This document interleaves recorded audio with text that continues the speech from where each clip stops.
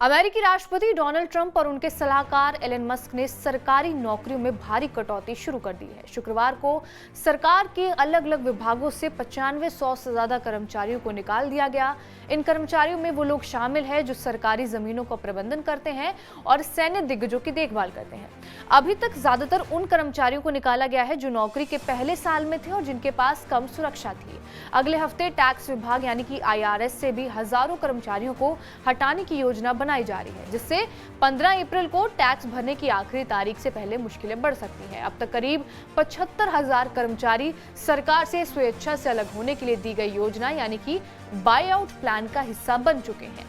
Trump का कहना है कि सरकार बहुत बड़ी हो गई है और इसमें पैसा बर्बाद होता है, जबकि अमेरिका पहले से ही $36 ट्रिलियन के कर्ज में डूबा हुआ है। हालांकि डेमोक्रेट्स का कहना यह है कि ट्रंप सरकार संसद के अधिकार क्षेत्र में दखल दे रही है, लेकिन रिपब्लिकन यानी कि ट्रंप की पार्टी इस फैसले का समर्थन कर रही है। एलन मस्क ट्रंप प्रशासन में बहुत प्रभावशाली हो गए हैं और उनकी नीति नौकरियों में तेजी से कटौती करने की है। सरकारी नौकरी से निकाले गए लोग गुस्से में हैं और खुद को ठगा हुआ महसूस कर रहे हैं। निक गियोया, जो सेना में रह चुके हैं और अब USDA में काम कर रहे थे, उन्हें अचानक निकाल दिया गया। उनका कहना है कि उन्होंने देश के लिए बहुत कुछ किया, लेकिन अब खुद का धोखा खाया हुआ महसूस कर रहे हैं। उनका कहना है कि उन्होंने देश के लिए बहुत कुछ किया, लेकिन अब वो खुद को धोखा खाया हुआ महसूस कर रहे हैं। सरकारी कर्मचारियों के यूनियन का मानना है कि ट्रंप और मस्क उन विभागों को निशाना बना रहे हैं जो इंडस्ट्रीज पर कंट्रोल करते हैं, ताकि बड़े बिजनेसमैन को फायदा हो सके। ऊर्जा विभाग यानी कि DOE के करीब 2000 कर्मचारियों को निकाला गया था, जिनमें 325 लोग परमाणु सुरक्षा से जुड़े हुए थे, लेकिन इनमें से कुछ लोगों की नौकरी बचा ली गई क्योंकि ये जरूरी कर्मचारी हैं।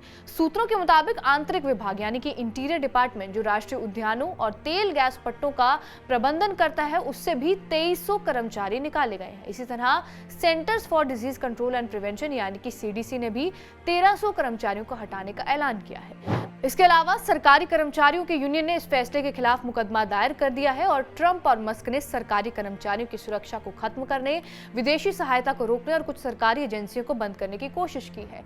एलन मस्क की टीम ने 16 से ज्यादा सरकारी विभागों में जाकर कर्मचारियों को निकाला और सरकारी डेटा तक पहुंच बनाई।